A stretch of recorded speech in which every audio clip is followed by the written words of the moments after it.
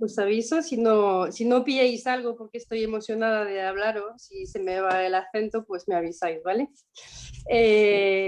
Entonces, Escuela y COVID, pues no sé, nos hemos juntado un poco a través también de una sesión de Zoom, como la que estamos haciendo nosotros, y bueno, pues nos hemos juntado, algunos han hecho mucho trabajo de investigación sobre números, cifras, estudios, validez de estudios y tal, y pues hemos llegado a un poco la conclusión de que los protocolos que estaban puestos en marcha en Cantabria, en los colegios y institutos, pues no eran muy coherentes con lo que se empezaba a saber después de un año de COVID y lo que estaba saliendo y lo que salía un poco coherente de todos los lados. Entonces, lo que hemos hecho es un poco ponerse de acuerdo sobre cómo veíamos que deberían ser los protocolos. Entonces, primero os explico, para ir rápido y tal, cuáles son los protocolos en Cantabria. El principal problema es que no es el mismo protocolo en primaria infantil y en instituto. Y en los institutos es más, quiero decir, tiene menos impactos. Os explico en detalles. En los institutos, bueno, en secundaria, cuando hay un caso contacto, un caso positivo, se estudia los contactos estrechos del alumno que ha salido positivo caso contacto. Entonces, significa los que han estado cerca, sin mascarilla, 15 minutos, bueno, da igual un poco los detalles, pero se investiga sobre los casos estrechos que ha tenido este alumno o alumna. Y en primaria infantil, si hay un caso, pues se cierra toda la clase. Entonces, da igual cómo se ha llegado a esta diferencia, pero es que todo enseñaba pues, que los niños mayores de 12 años, pues sí que era más propenso a compartir el COVID que los pequeños, que los estudios enseñaban que, bueno, no es que haya riesgo cero en primaria, pero que el riesgo era menor y por lo tanto debería ser el protocolo o lo mismo o un poco más laxo. Entonces, lo que llegamos a, las conclusiones a las que llegamos y que eran nuestras peticiones hacia las instituciones, o sea que sanidad de educación, os las listo. Lo primero pues era equiparar los protocolos, por lo menos que primaria fuese igual que en secundaria, porque cerrar todo el aula pues es una faena. Es una faena igual por riesgo menor y lo que insistimos cuando, bueno, tenemos que contestar y tal a preguntas en la prensa es que las consecuencias drásticas las medidas drásticas tienen consecuencias y eso hay que tomarlo en cuenta y ver el balance un poco beneficio-riesgo. Por eso, entonces, por lo menos equiparar los protocolos entre centros de primaria y secundaria. Segundo, frente a un alumno con síntoma, aquí en Cantabria de momento es el docente o el director de centro que decide si hay que alertar o poner en marcha todo el protocolo con sanidad pública. Y nosotros pedimos que sea un sanitario que en función del tipo de síntoma pues se pueda valorar si realmente es un tema que puede ser COVID y entonces poner en marcha toda la movida con sanidad pública. En tercer lugar, lo que podemos ver en nuestro entorno es que el protocolo salía de sanidad, bueno, de educación y luego cada centro lo aplicaba un poco como le daba la gana. Entonces, claro, nos daba la sensación pues que más drástico era el protocolo, significa que mayor riesgo y que a veces los centros pues se ponían aún más duro y entonces con cualquier chorrada de un niño que le duele la cabeza pues no lo quieren incorporar al cole, por ejemplo, tomaban decisiones que bueno, eran fuera de protocolo. Entonces pedimos que que consejería vigile más cómo se aplica el protocolo. No es como, tiene que ser así, no, tienes que chequear que lo están haciendo correctamente. Luego también, no sé, queremos que se impulse y apoye a los centros educativos que programan actividades al aire libre, porque no se atreven a salir mucho. Bueno, depende de los centros, pero la inmensa mayoría pues se encuentran en problemáticas del interior cuando se podría pues organizar o utilizar más los espacios públicos para esas actividades. Y por fin, y no lo menos. No tenemos acceso a datos de transmisión comunitaria en los centros educativos o otros espacios como ludotecas. Y pedimos simplemente que estos datos de transmisión se publiquen para luego contrastar con los protocolos que se están aplicando y ver si hay coherencia. Eso son las 5 peticiones que tenemos. Entonces, realmente es poca cosa que estamos pidiendo.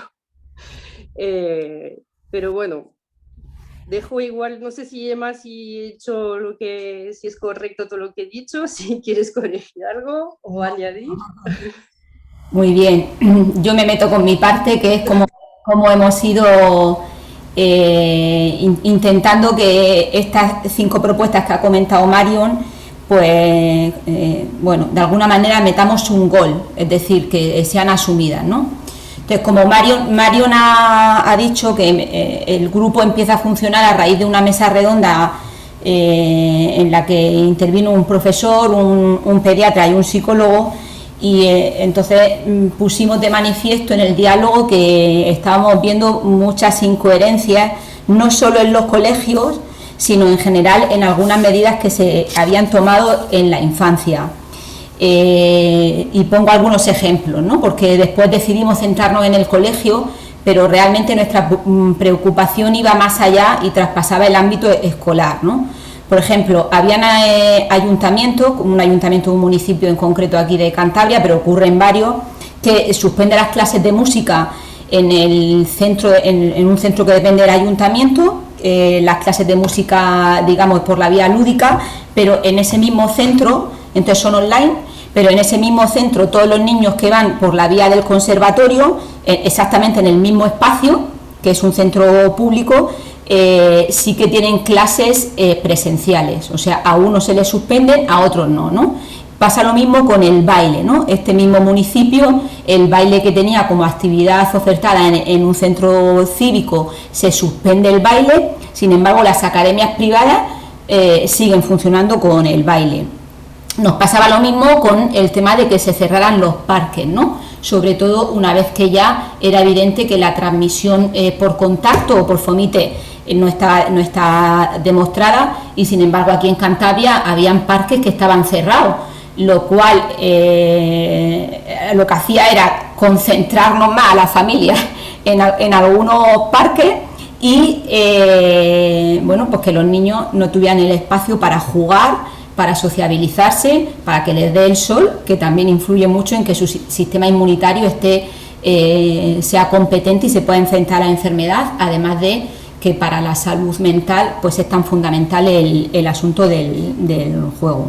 Y luego en concreto en los colegios nos pasaba esto que decía Mario, ¿no? Empezamos a ver, por ejemplo, incluso que había colegios, al principio a mí me tocó con mis hijos, se cerró incluso contra lo que el protocolo ponía, eran el primer centro de Santander, el colegio que se cerró algún aula, nos tocó a nosotros, a uno de nuestros hijos, y luego estudiándolo, las familias nos movilizamos, vimos que estaba contra el protocolo y lo vimos básicamente porque otro centro escolar muy cercano en la misma situación no habían cerrado, entonces eso nos alertó y pues nos reivindicamos y conseguimos que aquel confinamiento de un aula contra el protocolo se echara para atrás, ¿no?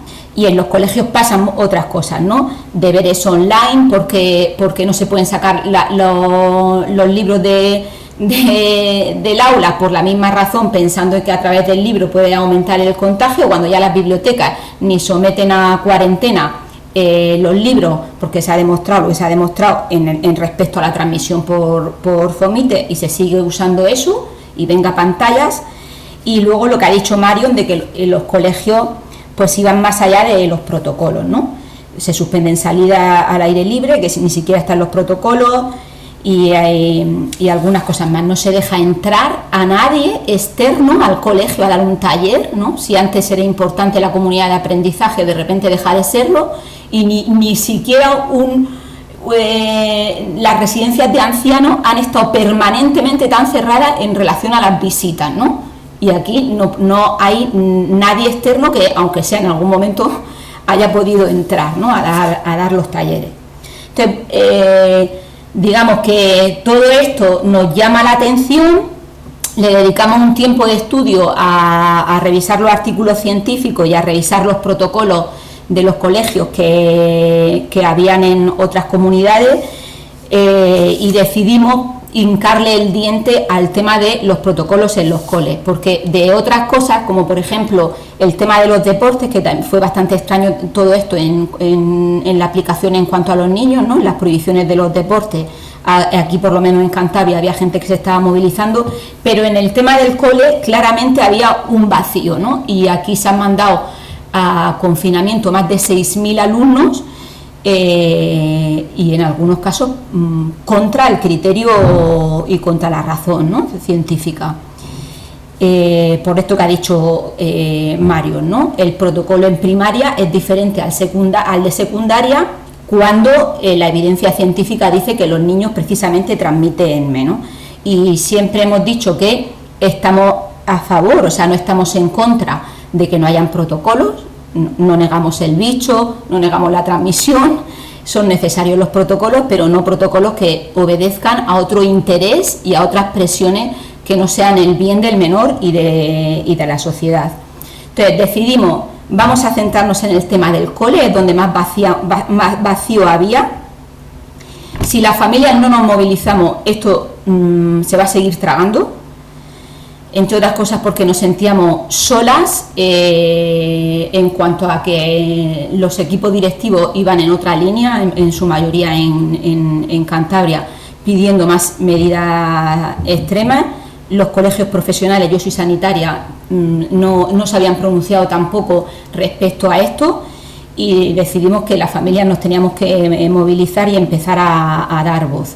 Y decidimos, insisto, el tema de los coles, que era lo que más vacío había, y cosas muy claras, muy incuestionables desde el punto de vista científico, y que pudieran romper de alguna manera el miedo que nosotros hemos observado que había inoculado, el miedo que había en la familia y en parte del profesorado, ¿no? Y necesitábamos pues romper el miedo y sumar de alguna manera apoyos en cosas muy sencillas y muy básicas, y que son estas que ha dicho María, ¿no? El protocolo de secundaria exactamente igual a primaria, que sea un sanitario el que determine ante un niño con síntomas si necesita PCR o no, porque nos está pasando esto, una niña con un dolor premenstrual, se activa el protocolo por el hospital. Aquí no pasa esto que pasa en otras comunidades, en la mayoría, que ante síntomas va al centro de salud.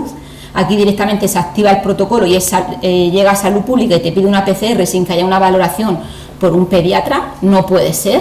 Hay más cosas que no son virus, COVID, y un pediatra puede hacer una discriminación, y se estaban haciendo PCR y por tanto confinamiento hasta que no venía el resultado de la PCR a niños, a hermanos de esos niños, porque sí, sin una valoración, y el resto de cosas, ¿no?, que ha dicho Marion, de que se vigile que la aplicación del protocolo sea la que es y los centros no vayan a más, y que sobre todo se den los datos. Yo sé que ahí en Navarra hay un dato que es básico, que es el dato de la transmisión intracomunitaria, que es ver un positivo en un aula, cuántos positivos ha generado, lo cual es básico para ver qué grado de transmisión hay. En las comunidades como en la vuestra, que lo dan, eso es bajísimo.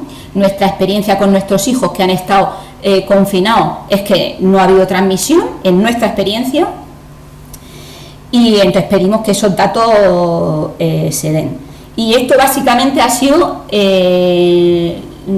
nos movió una necesidad, nos sentíamos abandonados, sentíamos que a los niños se les estaban aplicando unas medidas que ya no les correspondían, y que no había una voz ni de las familias organizadas, ni de muchos profesionales de la educación y del ámbito sanitario que tenían que decir y que no decían, ¿no?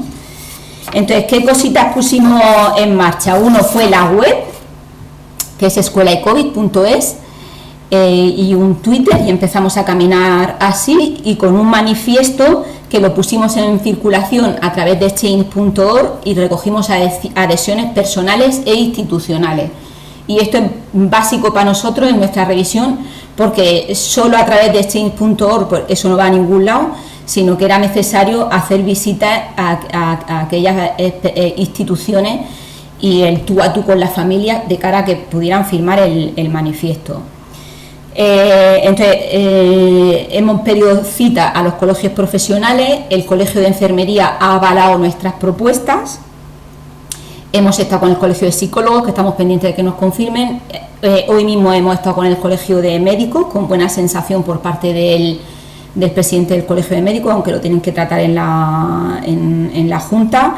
Y vamos a pedir también, ya tenemos cita con el Foro de Sanitarios, que es un foro que agrupa a los 11 colegios profesionales sanitarios, porque, insisto en esta parte, las familias tenemos un papel y los profesionales sanitarios, yo me incluyo, que soy matrona, tenemos algo que decir para que el engranaje de un protocolo que no es acorde con la evidencia científica y que responde a otras presiones y a otros intereses, que no es, insisto, el bien del menor y de la sociedad, que eso cambie, ¿no? Entonces, de momento tenemos un pequeño éxito en ese sentido. El Colegio de Enfermería ha dicho que avala la propuesta. Después hemos presentado el escrito a la Consejería de Educación y a la Consejería de Sanidad y a Salud Pública. La Consejería de Educación y la Consejería de Sanidad le presentamos el manifiesto que podéis ver en la web y firmar. No nos ha contestado. Salud Pública nos ha contestado y nos ha dicho que va a remitir nuestras propuestas a los órganos de revisión de los protocolos. Y hemos escrito al Defensor del Pueblo, porque entendemos que hay una situación de indefensión, que Consejería de Educación y de Sanidad no contestaban. Y justo tiene que contestar porque es obligatorio que él conteste, ¿no? Después hemos buscado la adhesión también de las AMPAs y de la Federación de Padres. A la Federación de Padres de Alumnos les pedimos que por favor envíen a las AMPAs, porque no tenemos todas las direcciones de las AMPAs, de las que tenemos las direcciones se las hemos enviado nosotros, pero en muchos colegios que no tenemos las direcciones, y con todo el tema de la protección de datos es la FAPA la que nos lo podría facilitar. Entonces le hemos pedido a la FAPA que envíe el manifiesto a las AMPAs para que lo puedan tratar y poder recibir el apoyo. Yo siento algo de decepción en este punto porque nos da la sensación, al menos a mí, que hemos convertido las AMPAs en entidades de organización del tiempo extraescolar, ¿no? Las AMPAs no han contestado, han sido poquitas porque no tenemos el correo de todas, pero en las que están nuestros hijos en el cole, de la gente que estamos en la plataforma, no han contestado. Ellos esperan que la FAPA tenga una voz en esto y que venga desde la FAPA esta información. La FAPA lo va a estudiar, dice que está de acuerdo en principio con todo lo que hemos pedido, que ellos han solicitado cosas en la consejería, pero bueno, vamos a ver si lo envía a las AMPAs o no.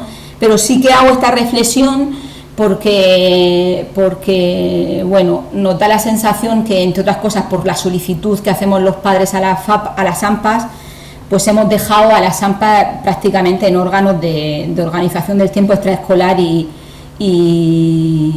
no otra cosa, ¿no? En vuestra comunidad en Pamplona me consta que la FAPA está en los comités que tenéis de revisión de los protocolos. En esta comunidad está totalmente excluido a los padres, no estamos dentro de dos órganos en concreto que hay de revisión de los protocolos, y una de las cosas que hemos dicho a la FAPA a través de nuestra web es que, bueno, reivindiquen de alguna manera que ellos estén presentes y que represente la voz de las familias, ¿no? Y esta puede ser una manera, ¿no? Mandando el manifiesto a las AMPAs y que de alguna manera haya una oposición. Enviamos también nuestro manifiesto a los medios de comunicación. Nos sorprendió la acogida, no esperábamos que fuera tanta, porque la mayoría de prensa escrita y de radio sí se hizo eco y nos han hecho bastantes entrevistas, la verdad. Se lo presentamos a los sindicatos, otra decepción o respuesta esperada, no lo sé. Pero bueno, claramente los sindicatos nos dijeron que ellos defienden los intereses de los trabajadores y mientras ellos perciban, aunque no sea así, porque no dudo que haya profesores que piensen otra cosa, pero mientras no se movilicen los profesores, la percepción de los sindicatos es que ellos defienden a sus trabajadores haciendo de los colegios cárceles, ¿no? Y entonces mientras que esa presión, eso ellos lo perciban, lo que hacen los sindicatos, y de hecho ese fue su actitud en el principio de la pandemia, que intentaron la reducción de ratios, que era razonable en los centros educativos, cuando eso se les dijo que no, optaron por una postura de convertir los colegios en cárceles y máximo cierre, ¿no? Y de hecho cada vez que han hablado ha sido para básicamente pues medidas que tienen que ver con cerrar las aulas, los colegios y demás. Bueno, pues no defienden a los niños sino a los trabajadores, ¿no? Y ya por último, lo que tenemos en nuestra web, que si la veis está organizada, en un lado tenemos el manifiesto, en otro lado tenemos entrevistas y opiniones a expertos, en otro lado tenemos acciones por el cambio y en otro artículos de investigación. Otra parte de lo que nos pareció interesante abrir de cara a conseguir apoyos y dar a conocer lo que hacemos y de presionar, digamos, a las administraciones para que hubieran cambios, es hacer entrevistas a gente que creemos que tenía algo que decir. Entonces hemos entrevistado a pediatras, a psicólogos, a educadores, tenemos artículos científicos colgados y colgamos cosas que hacen otros. O sea que si alguno estáis aquí y nos queréis mandar vuestras acciones, pues nosotros lo colgamos, porque bueno, una parte interesante también es poder hacer red con otras asociaciones. Y esto es básicamente lo que hemos hecho. Mario, no sé si tú quieres contar algo más que se me haya escapado a mí.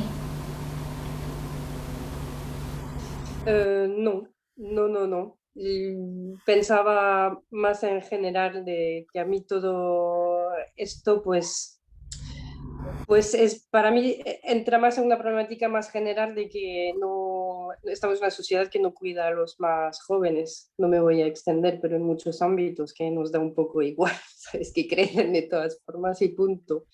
Y pues como en todos los otros ámbitos, lo que hace la COVID es visibilizar lo mal que se hacen las cosas, pues yo creo que ahí es un ejemplo de otras cosas que hacíamos mal en general, que no cuidábamos los más jóvenes para darles un futuro, vamos.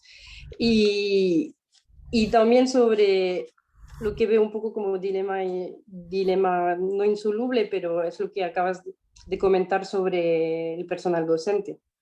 O sea que tampoco hemos llegado al personal docente, seguimos siendo unas familias. Y lo veo muy problemático, y también lo que decías al principio, lo de romper el miedo frente al virus, pensando un poco, vamos a sentarnos y mirar cómo son realmente las cosas, porque se recibe tantas información, tantos bulos, tantas cosas que al final no te enteras de nada, pero a nivel de cultura general científica, pues es también muy problemático. O sea que yo veo problemáticas sociales que tenemos ahora y que aquí estamos, bueno, en un ejemplo típico. Pero bueno, nada más.